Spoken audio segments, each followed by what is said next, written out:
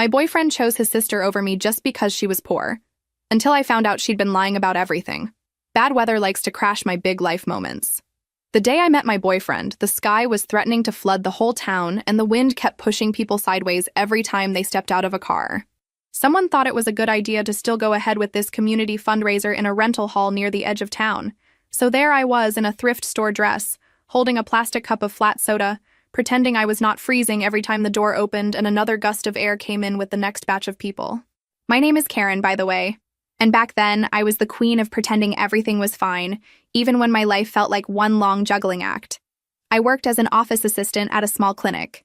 I rented a tiny apartment that smelled like someone else's cooking no matter what I did. And I was definitely not the kind of person who thought true love would show up at a folding table covered with a wrinkled tablecloth and badly arranged cupcakes. But there he was, stacking chairs with a volunteer badge hanging crooked on his chest, laughing at something one of the kids said while he tried not to drop a whole row of folding chairs at once. He walked over when he saw me standing alone near the snack table. He asked if I wanted help opening one of the stubborn drink bottles, and I joked that if the bottle did not want to be opened, maybe it knew something I did not. He laughed like I was actually funny and not just nervous. We ended up talking for hours while the storm howled outside. People came and went, and the organizers debated out loud if they should end the event early before someone's car got taken by a ditch. I remember thinking that it felt weirdly easy to talk to him, like I had already known him for years and just forgot. He told me he worked long shifts at a warehouse, sometimes overnight, sometimes early morning, whatever they needed, because he had a mortgage and he wanted to pay it down as fast as possible. He said that house was his biggest accomplishment, the thing he was most proud of, and he said it the way some people talk about finally getting a degree or opening a business. There was this light in his eyes when he talked about the house, like it was not just drywall and paint, but proof that he had pulled himself out of some dark place. I found out what that dark place was later that night when I finally met his sister. He did not bring her up right away. We had already added each other on a social media app, already swapped numbers, already promised we would see each other again when the weather stopped trying to kill everyone, and then he mentioned her almost as an afterthought. He said he did not live alone, that his sister stayed with him, that she had been through a lot, and that the situation was complicated. He said complicated the way people say it when they hope you will not ask follow-up questions. I did not push. I had my own complicated people. I knew what it was like to have that one relative whose name made you tense up a little, because you never knew what state they would be in when you walked through the door. I just nodded and told him I understood. And I meant it. I genuinely thought I could handle it. I did not realize yet that the house he loved so much was basically a stage where his entire family had been performing the same unhealthy play for years, and I was about to walk in as the new character no one wanted to rewrite the script for. We started dating a few days later. The storm passed, the roads cleared, and our messages turned into phone calls, and then into late-night drives where he would pick me up after work, still in his uniform, eyes tired but bright when he looked at me. He told me stories about working double shifts to save for the down payment on the house, about sleeping in his car between shifts while his friends went out partying. I told him about my boring little apartment and my even more boring job, about how I had always felt like I was waiting for my real life to start. The first time he invited me over to see the house, he looked almost shy when he handed me the spare key he had made just for me. He said it like that mattered, like a spare key meant something bigger than just metal and teeth and a place to hang it. I remember standing on the front porch, looking at the kind of house I used to drive past and assume did not belong to people like me. It was not a mansion, nothing like that, just a 3-bedroom place in a quiet neighborhood with trees lining the street and kids riding bikes in circles in the cul-de-sac. But to him, it was everything. And standing there, listening to him talk about how long it had taken to fix the fence and how proud he was of the new roof, I started to feel protective of it too, even though my name was nowhere near the paperwork. The sister came to the door before I even stepped inside. She opened it halfway, looked at me up and down in one slow scan that made me suddenly very aware of my cheap shoes and the way my hair had frizzed from the humidity. She had that kind of posture that says, without a word, that she believes this is her territory. She did not smile. She did not introduce herself. She just looked at her brother, then at the hand he had at the small of my back, and said in this flat voice that dinner was already in the oven and could they please not make a mess in the kitchen. He told her my name and said I was the person he had been talking about. She nodded, still not smiling, and stepped aside just enough for us to pass. I have never in my life felt so much hostility in a hallway. It was like walking through invisible spider webs. I tried to brush it off. People have bad days. Maybe she was tired. Maybe she was anxious. Maybe the story he had not told me yet was heavier than I realized. We sat in the living room and I tried to look at the house through his eyes. The furniture was simple but clean. The walls were painted a neutral color that probably came with whatever contractor special they picked, and there were framed photos on every surface. In almost all of them, it was him and her. Different ages, different haircuts, sometimes a third person, sometimes not, but always them. There were no pictures of anyone else. No parents on the mantle, no cousins, no old girlfriends. Just him and his sister locked in time over and over again.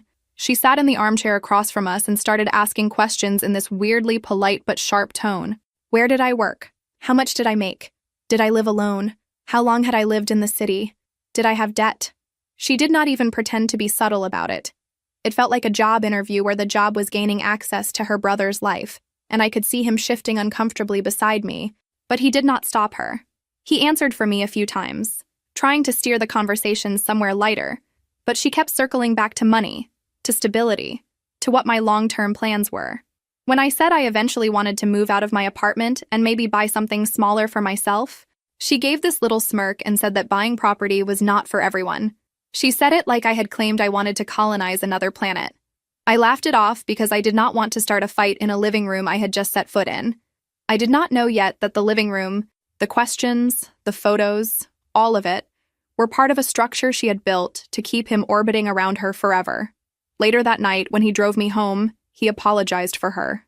He said she had been through a lot, that her husband had left her out of nowhere, that the divorce had been brutal, and that after it all blew up, she had tried to end her life. He said she moved in with him 5 years ago after that, and she had never really left. He said he had promised their parents he would keep her safe. He said he knew she could be intense, but she was fragile, and he needed me to be patient. I remember staring out the car window, watching the streetlights blur by, and feeling this knot forming in my stomach. On one hand, I understood. Trauma is not neat. People do not heal on a schedule. On the other hand, 5 years.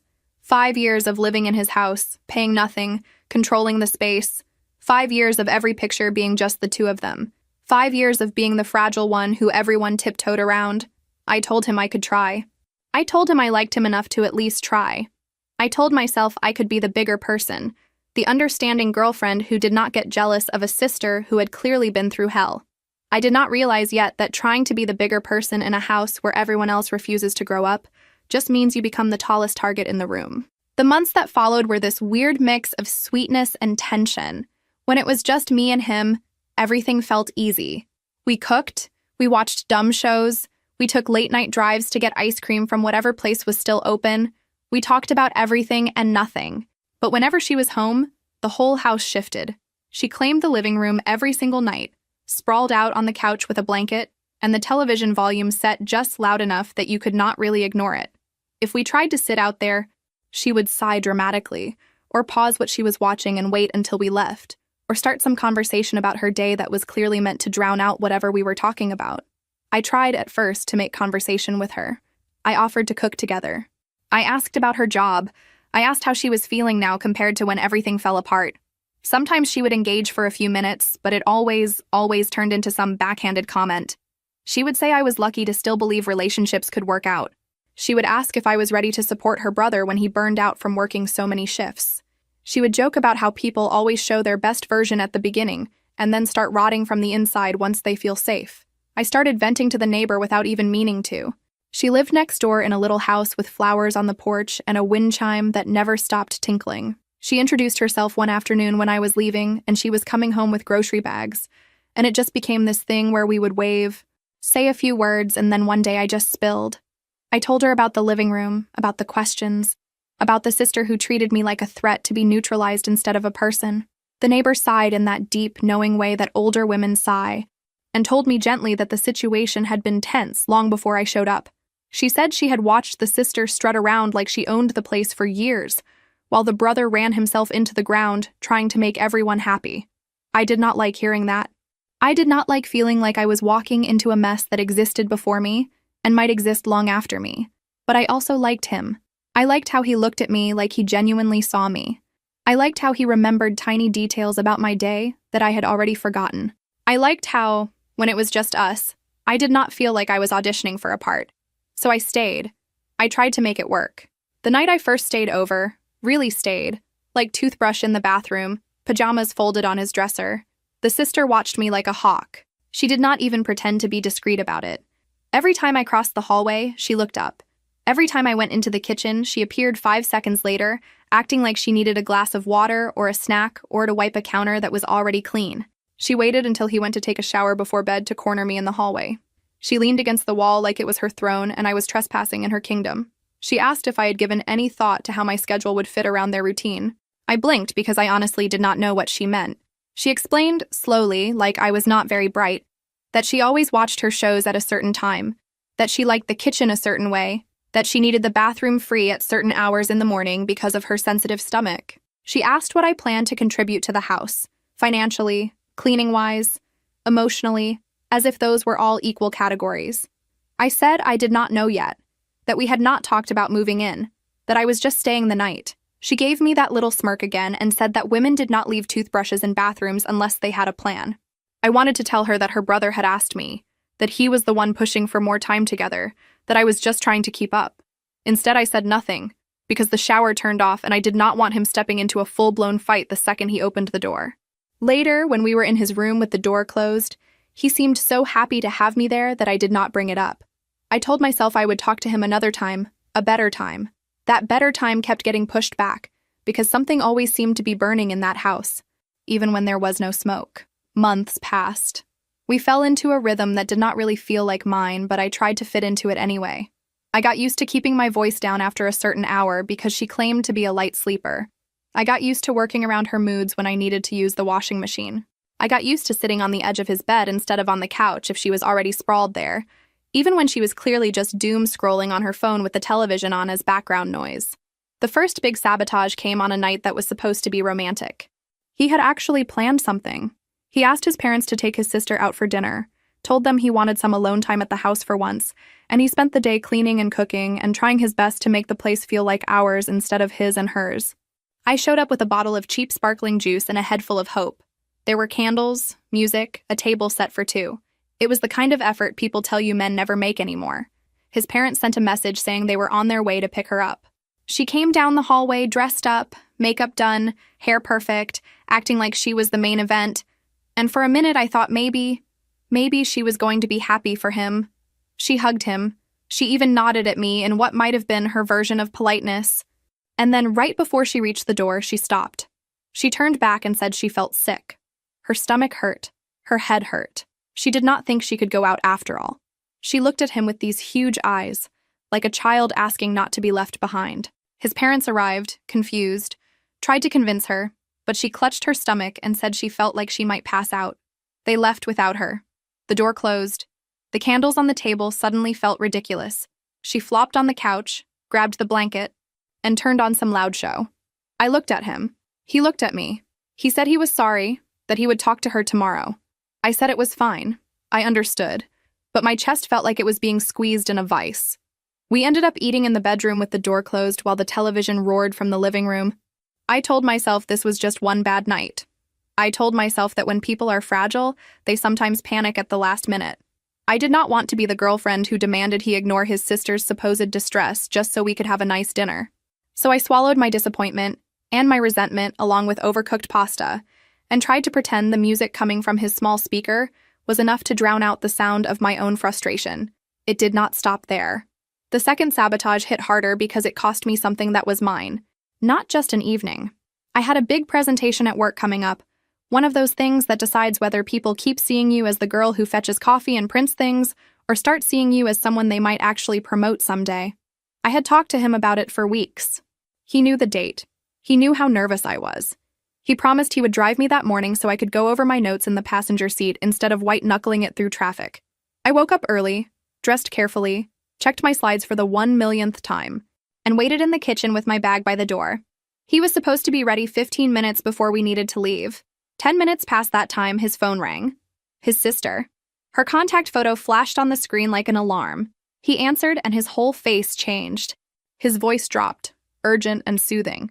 He kept saying things like, "It is okay. Breathe. I am coming. Just hold on." When he hung up, he told me she was at the emergency room. She had called him from the parking lot saying she was having a breakdown, that she did not trust herself, that she needed him there right away. I reminded him, gently at first, then not so gently, that I had that presentation, that I could not be late.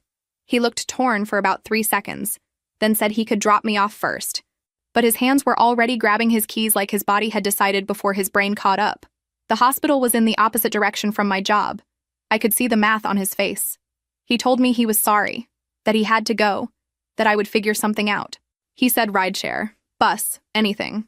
I watched him leave, watched his car turn the corner, and then I stood there in the kitchen feeling like an idiot in a blazer. I ended up waiting for a rideshare that took forever because of morning rush hour, and by the time I got to work, the presentation had already started without me. Someone else stepped in. My boss gave me that disappointed look that says, without words, that maybe I am not as reliable as she thought. Later that day, he came home with his sister, and she looked totally fine. No swollen eyes, no hospital bracelet, no evidence of having actually seen anyone medical. She said she had just needed to be evaluated, but they released her because the waiting room was too crowded. She said the words in this airy voice, as if she had done nothing wrong. When I asked which doctor she had seen, she could not give me a name. My stomach dropped. I tried to explain to him what it had cost me to miss that presentation. I tried to tell him that being there for her did not have to mean dropping everything every single time she snapped her fingers. He went defensive instantly. He said she would never lie about something like that, not after what she had been through. He said I was being cruel. Cruel. That word stung more than I expected. We had our first screaming fight that night. I did not handle it well. I said things like, maybe you are not ready to have a partner. Maybe you are still married to your sister's trauma. He said I was selfish, that I only cared about my career, that family comes first. I shouted back that I had a family too, that my future mattered, that I was not going to be the third wheel in my own relationship. He slept on the couch that night, which was ridiculous because his sister was already there. She disappeared to her room when we started yelling, but I knew she heard every word. The next day, there were new whispers. His parents called, voices tight, asking what happened, saying they heard I had accused their daughter of faking her mental health crisis. Apparently, his sister had already told them her version before the argument had even cooled. Suddenly, I was the insensitive girlfriend who did not understand mental illness, who cared more about a work presentation than a possible relapse. I felt my reality slipping. I knew what I had seen. I knew how she had sounded on the phone, how she had walked into the house later, totally composed, not like someone who had just had a severe episode. But I could not prove any of that without sounding like a monster. I started to feel like I was losing not just the house, but my grip on my own instincts. There were more little things after that. My stuff would be moved just slightly, in ways that made me feel like I was losing my mind. I would put my favorite mug on the counter and find it hours later back in the cabinet behind other cups. My phone charger would vanish from my side of the bed and reappear coiled neatly in the living room. Laundry I had sorted would be mixed back into the dirty pile if I stepped away for a moment. I started keeping notes. It sounds paranoid, and honestly, it probably was, but I needed something on paper to remind myself that I was not inventing this. I wrote down dates, times, what had moved, what had been said. I documented the night she interrupted a conversation about engagement by walking into the room like she had heard a siren. That was the next big blow-up. He and I were lying on the bed, talking quietly about the future, about maybe getting married, about what kind of ceremony we would want. He mentioned saving more aggressively, talked about cutting back on some expenses, what it would take to make it all work. We did not see her shadow in the hallway. We did not hear the creak of the floor. She was just suddenly there in the doorway, eyes wide, like she had walked in on something obscene instead of two adults talking about their lives. She went straight to rage. There was no build-up. 1 minute she was a silent ghost. The next she was shouting that he could not do this to her, that he was abandoning her just like her ex had, that he knew she was not ready to live alone. She accused me of using him for money, of having planned this from the moment I saw the house. She yelled that everything nice in that place had come from his sweat, and she would not let some stranger waltz in and take it. I snapped. I know I did. I said, in a very calm voice that did not match the fire in my chest, that she had lived there for 5 years without paying a single bill, and if anyone was taking advantage, it was not me. She went silent for half a beat, like the words had physically slapped her, and then she started crying, loud, ugly crying, the kind that makes anyone witnessing it feel like the villain. She ran to her room. He ran after her. I sat on the bed and stared at the wall and wondered how I had become the bad guy in a story where I was just trying to build a life with someone. Later, he came back looking exhausted, said she was calm now, that she just needed time to adjust. He asked me not to bring up the bills again because it was a sensitive topic. Sensitive. Living rent-free for half a decade while your brother wears his body out at a warehouse is sensitive. I tried after that to pull back emotionally. I kept my guard up. I stopped sharing as much of myself as before. But feelings are not faucets you can just shut off. He proposed quietly a few months later during a simple dinner out. Nothing fancy, no big spectacle. Just him across the table, hands shaking a little as he held out a small ring and asked if I still wanted to do this with him despite everything. I said yes because of course I did. For all his blind spots, for all his cowardice when it came to confronting his sister. He loved me. I felt that. I believed that. I thought maybe, with the engagement official, he would finally draw some lines. I underestimated how deep his guilt went, how much power his sister had over that guilt. When we came home that night, engagement still new and shiny on my finger, she was waiting. She had clearly been sitting by the window because she opened the door before we even reached it. She saw the ring before we said anything. For a second, her face went blank. Then she smiled. It was the most unsettling smile I had ever seen. She congratulated us. She hugged him, told him she was happy for him, that he deserved happiness. She even hugged me briefly, her hands cold on my back. She said she would stay out of our way and let us plan. She went back to her room and closed the door gently, and I felt this chill run through me that the heater could not touch. For a while after that, she played nice. She asked about venues, about dates, about color schemes. She offered to help with decorations. It almost got me. I almost let myself believe she had turned a corner. Then the little sabotages returned, dressed up in new clothes. She would schedule loud repairs on the house exactly when we had virtual tours with potential venues. She would borrow the car without asking on days we needed to run errands for the wedding, and then claim she had forgotten the schedule. I kept writing everything down. I started taking photos, receipts left on the counter that did not match the story she told, bank mail she left open in the trash that mentioned limits being raised because of high balances, a neighbor's offhand comment about seeing her drive a brand new looking sedan out of a shiny parking lot near downtown. The puzzle took shape slowly. She was not broke. She was not helpless. She had a full-time job at a company across town, not the occasional shift she had portrayed. That job paid well, according to every salary range search I did on my phone late at night in bed. She had her own money. She had had it for a while. I showed him everything. I waited until he was calm, until his sister was out of the house, until we had enough time to sit down. I spread out the photos, the notes, the printouts. I told him what I had noticed, what I had learned, what the neighbor had said. I watched the color drain from his face. I watched his hands shake. At first, he tried to rationalize it. Maybe she had debts I did not know about. Maybe the car was leased through work. Maybe the bank mail was a mistake. But the more he looked, the more the cracks showed. There were patterns he could not ignore. There were numbers that did not add up to helplessness. He got quiet in a way I had never seen before. Not the shut-down quiet of someone avoiding a fight, but the brittle quiet of someone realizing their entire reality might have been built on a story someone else told them. He said he needed to talk to her. I said I thought he did too. The confrontation that followed felt like watching a play from the back of the theater. I could hear everything through the thin walls. He asked calm questions at first. She dodged. He pressed. She cried. She screamed. She accused me of turning him against her. She said he was the only person who had ever been there for her, and now he was abandoning her just like her ex. He did not back down this time. I do not know if it was the evidence in front of him or just finally reaching some limit, but he told her that things had to change. He gave her a deadline. 60 days to find a place of her own. 60 days of him still helping with the bills, with the move, with whatever she needed to get started. But after that, she had to go. She reacted like he had sentenced her to exile.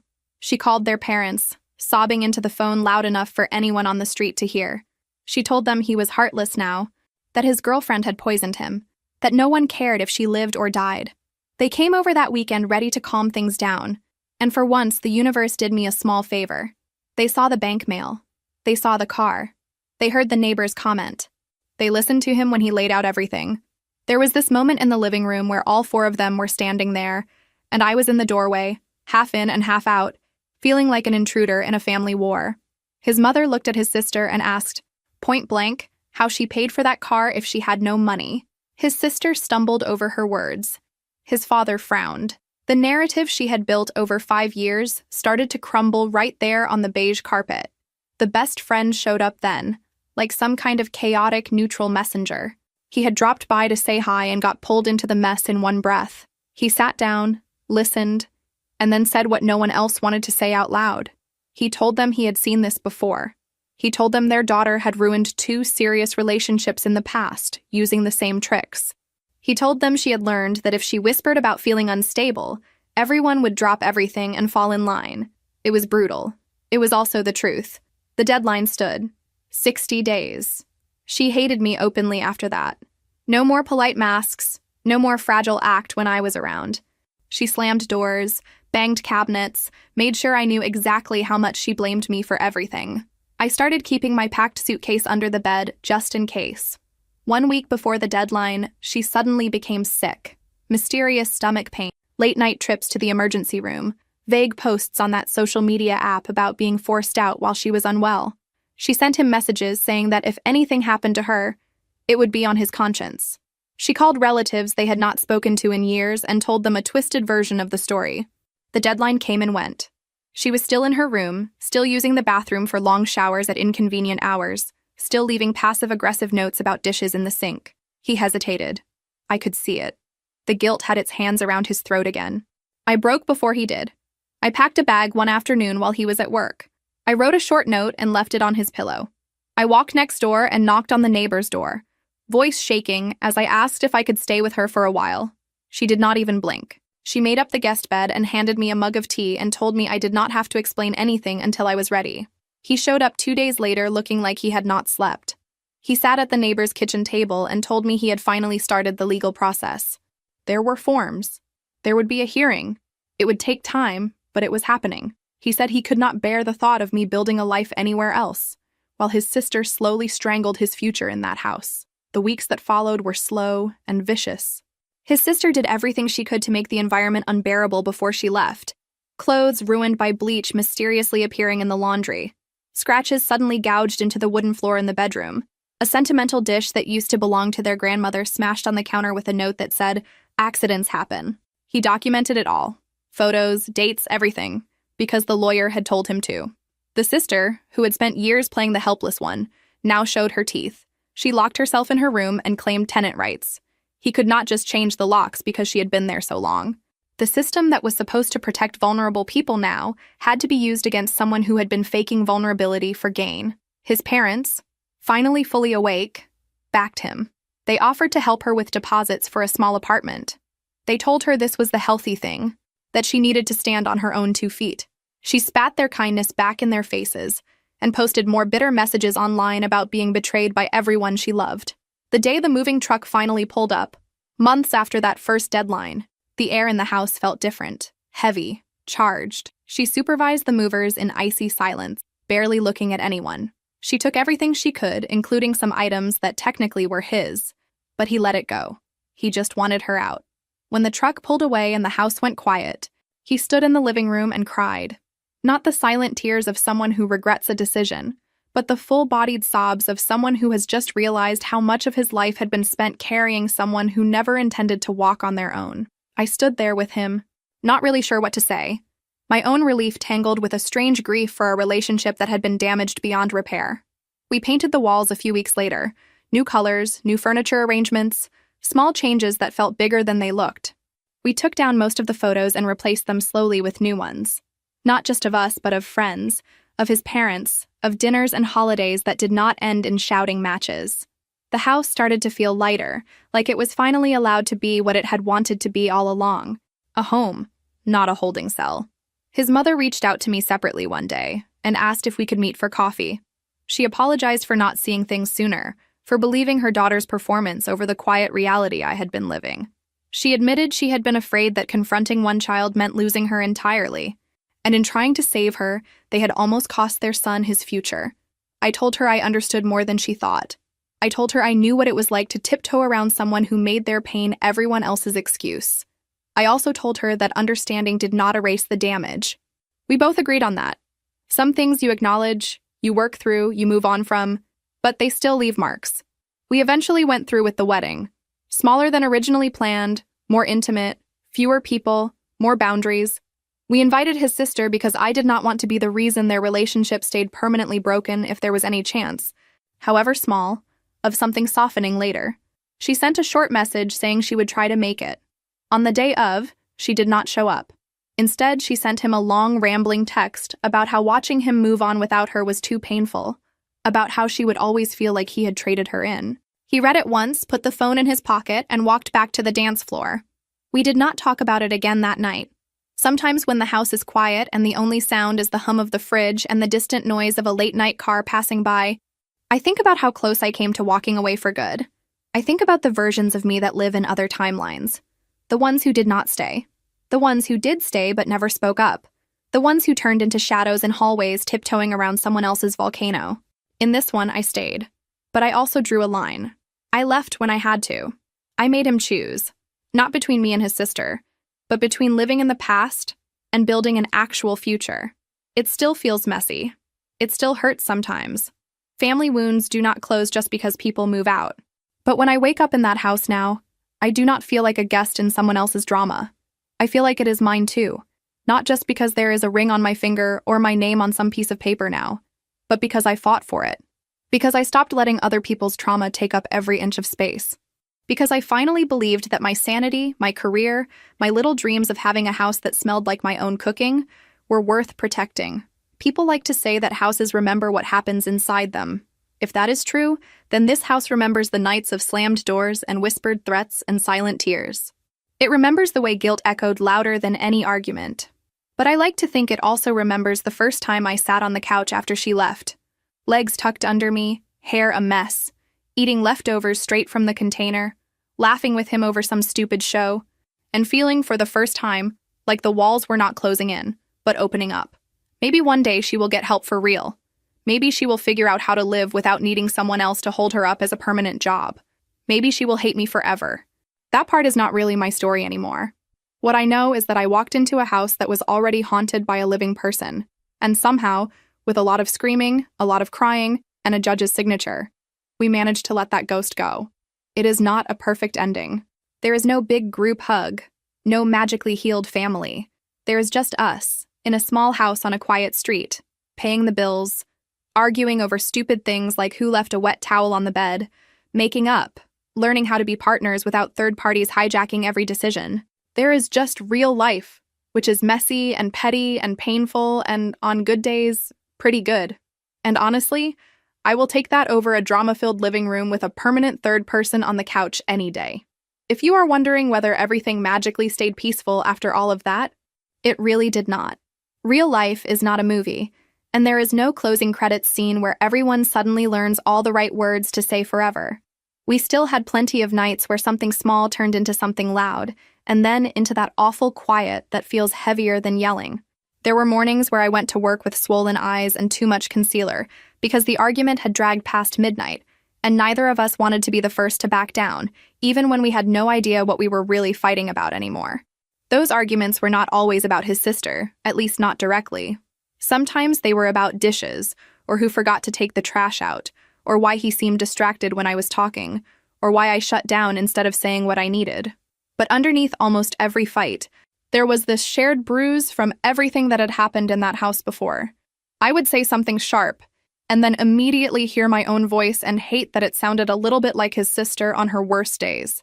He would get defensive and then visibly flinch, like he was bracing for another guilt trip, even when I was just asking a normal question. We ended up sitting in a tiny counseling office one evening a week for a while, talking to a tired-looking woman with kind eyes who had clearly heard every possible version of codependent family drama at least 100 times. She did not do any magic. She just asked annoying questions like why I stayed so long without saying what I really needed, and why he thought it was his job to be the emotional paramedic for every person in his family. She made us actually listen when the other person spoke, instead of rehearing what we already believed. One thing she said stuck with me more than anything. She said that when you spend years in survival mode, you start to think the constant adrenaline and chaos is normal, and a calm life feels wrong, like the quiet before a storm. She said, of course, the house felt weird after his sister left. We were both waiting for the next explosion. We had to teach our bodies that peace was not the same thing as danger. Little things helped, making small routines that were ours, that had nothing to do with anyone else. walking around the block after dinner when the weather was decent, phones left on the counter, cooking together on weekends even when we messed up the recipe and ended up eating cereal instead, laughing at how bad we were at fixing a crooked shelf and then calling someone who actually knew what they were doing instead of pretending we had everything under control. His parents came over more often too, but in a different way. Less frantic, less about putting out fires, more about just sharing a meal and going home. His mother would sometimes pause in the hallway and put her hand on the wall like she was remembering the old days, then shake her head and move on. Once, when we were cleaning up after they left, she told me in a low voice that she used to dread visiting because she never knew what version of her daughter she would get, and now she could finally look forward to it again. I will not pretend I am some saint in all of this. I still catch myself keeping score, mentally tallying who compromised more that week or who apologized first last time. I still have moments where I feel this irrational spike of jealousy when he gets a message from an unknown number, even though it is usually just a coworker asking to swap shifts. That kind of hypervigilance does not vanish just because the original threat packed her things and moved into a one-bedroom apartment across town. Every once in a while, someone will mention his sister. A relative will ask if he has talked to her, if she is doing better, if she ever apologized. He usually answers with something vague, like they have checked in a few times and she seems stable, and then he changes the subject. I keep my face neutral. I do not join the conversation. Her name still feels like a trigger pulled in slow motion. There was one message she sent months after the wedding that I never told anyone about.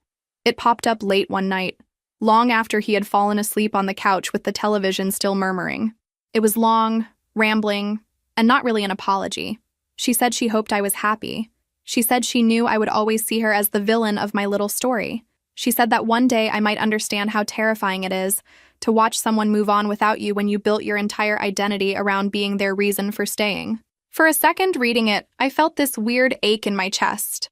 Not sympathy exactly, but that uncomfortable awareness that even the people who hurt us most are still human in their own way. Then I thought about the ruined clothes, the smashed heirloom dish, the way she looked at me like I was an intruder in a life she believed she owned, and the ache turned into something else. Not anger, not anymore, just a very firm no. I deleted the message, not out of pettiness, but because I did not want it living in my phone, waiting to ambush me on a bad day.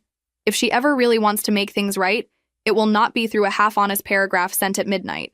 It will have to be in person, with real accountability, and honestly, I am not holding my breath. So no, this is not some inspirational story with a neat moral and soft music fading out while everyone hugs. It is just me, sitting at my kitchen table with a lukewarm cup of coffee, telling you how a woman who was basically a permanent guest in her brother's house almost became the main character in my relationship. It is me admitting that I stayed longer than a lot of people think they would have, that I ignored red flags because I loved him, that I lost parts of myself in the process and had to claw them back piece by piece. If there is anything close to a point here, it is this. A house is not a home just because someone worked themselves half to death to pay for it. It becomes a home when the people inside stop treating guilt like a mortgage and start treating respect like a non-negotiable bill. We are still late on that payment sometimes. We still mess up. But at least now, when the wind howls outside and the weather turns strange, I do not immediately brace for a new internal storm. I just check the forecast, close the windows, and remind myself that this time, if something feels off, I am allowed to say so out loud before the whole place floods again. What I do not always tell people when I tell this story out loud is how weird the quiet felt in the months right after she left. Everyone loves the big moments, right? The deadline, the moving truck, the tears in the living room. That is the part that sounds like something out of a drama. But the part that really stuck with me was the Tuesday nights when nothing huge was happening and my brain could not figure out if that was finally a good thing or if it meant we had missed some disaster we were supposed to see coming. There were so many little firsts that no one claps for. First time I walked into the kitchen in the middle of the night to get water and did not instinctively tense up, listening for someone shifting on the couch. First time I did laundry without checking 3 times if I had left anything in the machine that someone might ruin on purpose. First time I hung a small picture on the wall in the hallway, and did not immediately imagine someone taking it down just to remind me whose house it was. Around that time, my job situation also shifted. Remember that presentation I missed because of the emergency room performance? That came back around in a way I was not expecting. My manager called me into her office a couple of months later, and I had that familiar dread in my stomach, the one that makes you plan your unemployment budget before you even sit down. She closed the door, which is never a great sign, And then she asked, very calmly, what had happened that day. I had given her the short version before. Family emergency? Could not get there in time. I was sorry. This time she wanted the long version. I do not know what came over me, but I decided to just tell her the truth. Not all the messy details, obviously, but enough. I told her I had been living in a house where someone else's crisis controlled everything. I told her I had promised myself I would never let that happen again. I told her that if she gave me another shot, I would treat it like a line in the sand. She listened without interrupting, which honestly almost made me cry more than if she had yelled. Then she said something that stuck with me. She said, "You are not the only person here who is untangling themselves from somebody else's chaos. You know that, right?" Then she told me about a coworker who used to sleep in her car in the parking lot to avoid going home because of a volatile roommate. She said, "Life happens, but patterns are choices," and she wanted to see if I was actually changing mine. She put me on a smaller project first, nothing flashy, just a chance to show I could show up consistently again. I treated that thing like it was a promotion to running the whole building. I prepped more than I needed to. I asked questions. I stayed late when it made sense and went home on time when it did not. Because burning myself out to prove I was worthy felt uncomfortably close to what my boyfriend had been doing for his sister for years. Slowly, she started trusting me again. I got more responsibility. There was a day, about a year after the whole emergency room disaster, where she stopped by my desk and said she was glad I had stuck it out instead of quitting or letting things fall apart. It was such a small thing, but it felt like reclaiming a piece of myself that had been sitting in that waiting room with him while he held his sister's hand instead of my future. At home, we were still figuring out what normal even meant. The therapist had us doing these annoying exercises where we had to say things like, "When you do X, I feel Y," instead of just snapping at each other. It felt fake and awkward at first, like reading lines from a script. But after a while, something about slowing down enough to actually name the feeling instead of just hurling it across the room stopped us from turning every disagreement into a relaunch of the same old war. There was one fight in particular that could have gone very differently before. He came home late one night after a long shift at the warehouse, and I had asked him earlier that week to call or send a quick message if he thought he was going to be later than usual. Nothing dramatic, just basic courtesy so I would not sit there refreshing my messages and imagining car accidents. He forgot. Of course he did. Old habits die loud. He walked in, exhausted, and found me sitting at the table with my laptop open and my dinner cold. Old me would have gone straight for the throat. "You never listen. You never do what you say you will. I cannot rely on you." This time, I took a breath that felt like it lasted an hour and said, "When you do not call, I feel like I do not matter. I know you are tired and you are not doing it to hurt me, but my brain goes to all the worst places."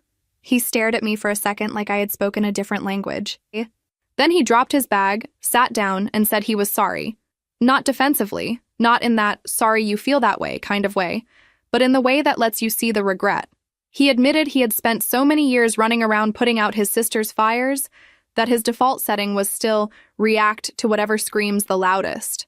And quiet needs did not even register unless someone underlined them twice. We are still working on that. I am still learning to underline my needs before they turn into silence or sarcastic comments. He is still learning that not every request is an accusation. It is work, and not the cute kind. Another thing no one really prepares you for is how weird family holidays get after a big rupture. That first major holiday after she moved out, his mother invited us and, out of habit, invited her too. Nobody knew if she would actually show. The room felt like it was saving a seat for a ghost. People talked about everything and nothing in that strained way where everyone is trying to keep the conversation in safe territory. She did walk in eventually, right when everyone had started to relax a little. She looked different, which threw me more than I expected. New haircut, new clothes that actually fit, makeup done in a way that said she had spent time in front of a mirror caring about the result. For a second, if you did not know the history, you would have thought she was just any relative dropping by with a casserole. She said hello to everyone, even to me. The hello she gave me was thin and brittle, but it existed. She gave his mother a plant in a plain pot and joked about finally contributing something that did not come with drama. People laughed in that confused way where no one is sure if they are allowed to. We stayed on opposite sides of the room for most of the night. There was one small moment in the kitchen, though, when we ended up alone for a minute while I was refilling a bowl of something. She reached for a glass in the cabinet above my head and said, without looking at me, that she had heard through their mother that we were doing well. I said, also without looking directly at her, that I had heard she was holding down her job and paying her own rent now. It was the most civil exchange we had ever had. No apologies, no rehashing, no big breakthrough. Just two women acknowledging that the other one existed outside of the worst thing that had happened between us. It was almost harder than yelling would have been. On the drive home, he asked me what I thought. I told him the truth, that I was glad she seemed stable, that I did not hate her, that I also did not trust her even a little bit, and that I was not interested in pretending we were all one big healed family. He nodded, eyes on the road, and said he did not know if he would ever fully trust his own instincts around her again either, which might be the saddest part of all of this. My own family reacted to everything in their own special way. My mother, queen of unsolicited commentary, told me I was brave for staying in such a messy situation, which is a word people use when they do not want to say what they are actually thinking. My father, who usually stays out of drama unless it involves sports, surprised me by saying he was glad I did not just run at the first sign of trouble, but also glad I finally walked when it got too far. It was the closest thing to balance I had heard from anyone about it. One night, months after the court hearing and the move and the wedding and all of it, I was sitting on the couch scrolling through that same social media app where she had posted her vague victim messages. I saw a picture of a sunset she had put up, captioned with something about new beginnings and learning to stand alone. The comments were full of people telling her how strong she was, how inspiring, how proud they were of her. Past me would have thrown my phone across the room. This time I just put it down and leaned my head back. I realized I did not need the internet to know who the real victim was anymore. I did not need strangers to validate that I had not been crazy, that the manipulation had been real. I had the empty living room as proof. I had full control of the thermostat and the laundry schedule and the music volume as proof. I had the way my shoulders sat a little lower now when I walked through my own hallway. Sometimes I still catch traces of her. Not physically, but in the way my thoughts twist. If he is on his phone and does not answer me right away, a small voice will still whisper that someone else must be pulling his attention, that I am about to be sidelined again. If a friend cancels plans at the last minute and calls it a mental health day, another small voice will ask if I'm being played. Living through a long con of emotional manipulation does that to you. It sharpens your suspicion in ways that are not always helpful. But I am trying not to let that define me. I do not want to turn into someone who sees every tear as a tactic. I do not want to be the person who hears the word anxiety and immediately files it under excuse. So I check myself. I talk about it in therapy. I remind myself that most people are not her, and even she was not a cartoon villain, just a very broken person who learned all the wrong lessons about how to get her needs met. The most surprising change, if I really sit with it, is what this whole mess taught me about what I will and will not live with again. Before him, before that house, I used to bend over backwards for anyone who had a big enough sad story. Family, friends, co-workers, whoever. If you cried hard enough or looked lost enough, I would rearrange my life to make yours easier. I called it empathy. A lot of it was fear of being seen as selfish. Now, when someone tries to hand me their chaos and call it love, I pause. I ask myself if I am being supportive or just volunteering to be the new emotional first responder in a situation I did not start. I say no more often. It still feels strange in my mouth sometimes, but it also feels like oxygen. Every once in a while, on a rainy night, I will think back to that first fundraiser where I met him, to the wind rattling the doors, and the way his laugh cut through the nervous noise of strangers stuck together in bad weather. If someone had tapped me on the shoulder that night and told me, "Hey, just so you know, if you keep talking to this guy, you are signing up for years of secondhand guilt and a live-in saboteur," I probably would have backed away slowly and sprinted to my car. But I also would have missed out on everything that came after the storm. The hard conversations, the therapy, the tiny, boring, beautiful routines of actual partnership, the way it feels now to sit on that same couch where his sister used to spread herself out like a warning sign and know that I can put my feet up without bracing for impact. So no, our story is not simple, and it is definitely not pretty.